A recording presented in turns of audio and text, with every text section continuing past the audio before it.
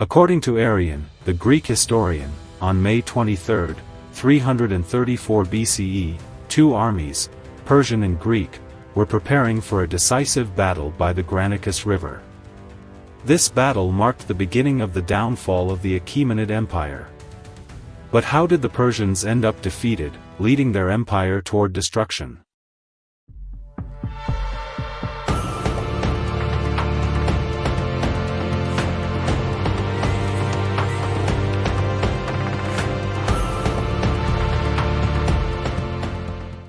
After conquering Greece, Alexander decided to invade Persia.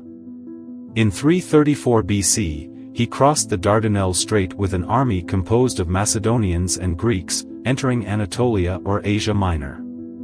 The Dardanelles is located in northwestern Turkey near the Granicus River, connecting the Sea of Marmara to the Aegean Sea, and serves as the boundary between Asia and Europe.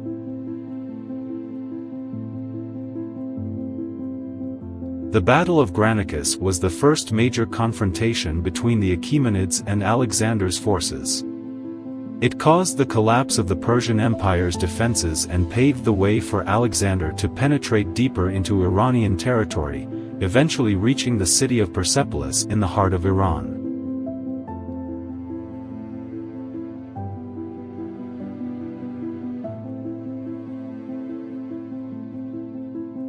As Alexander's army entered Asia, a council of Persian commanders convened in the small city of Zelia. Among those present were satraps, members of the royal family, and the most prominent commander of the Greek mercenaries, Memnon of Rhodes, who was originally Greek and had been appointed by Darius III to lead the mercenaries.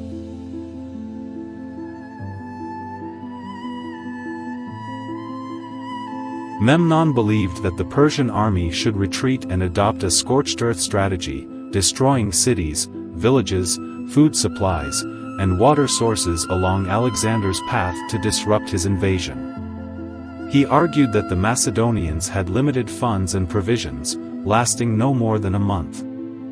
However, if a direct battle occurred, the advantage would shift to Alexander since he personally led his troops, whereas Darius III was absent from the battlefield. Despite this, the Persian commanders, including Arcides, rejected Memnon's advice.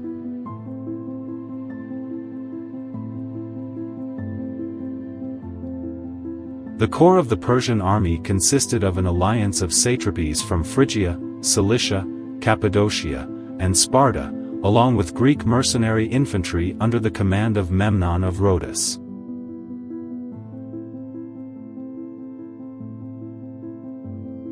This map shows the formation of the two armies during the Battle of the Granicus. The Persians, shown in red, were on the east side of the river, while the Macedonians, shown in navy blue, were on the west side. The Persian forces placed their cavalry in the forefront, with their Greek mercenary infantry behind them. The Persian cavalry initially attempted to disrupt the Macedonian ranks by throwing javelins from a distance before engaging in close combat. Meanwhile, Alexander decided to launch a direct attack from the right flank. Leading his elite companion cavalry, he moved toward the river. Despite fierce resistance, he managed to penetrate the Persian front lines. The Macedonian cavalry, wielding long spears, shattered the Persian cavalry positioned at the front. After crossing the river, the Macedonian heavy infantry joined the battle, causing the Persian cavalry to collapse. Then the Greek mercenary infantry in the Persian army counterattacked from the rear, but their numbers were very small compared to the Macedonians. Many were killed and the rest were captured.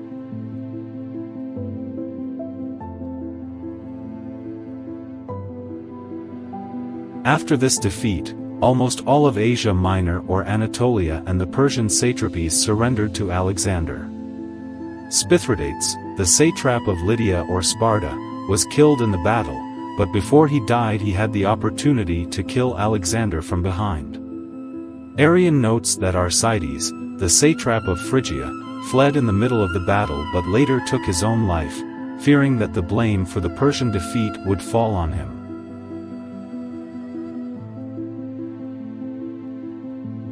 Memnon survived the battle, and the remnants of the Persian army gathered with him in the city of Miletus.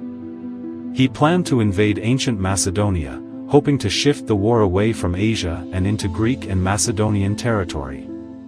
Some of the Greek islands of the Aegean Sea and several Greek cities considered cooperating with Memnon and joined him. Unfortunately for Iran, however, this brave commander fell ill and died midway through the campaign, and his plan to save Greece and bring Alexander's battlefront back into the Greek mainland was also thwarted.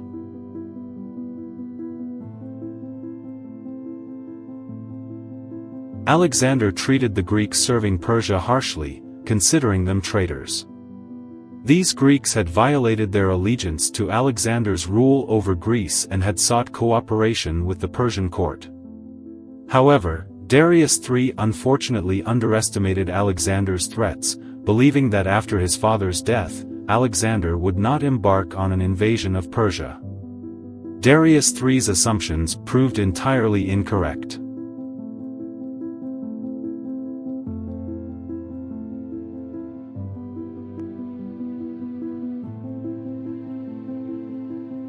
Thank you for staying with us until the end of this video.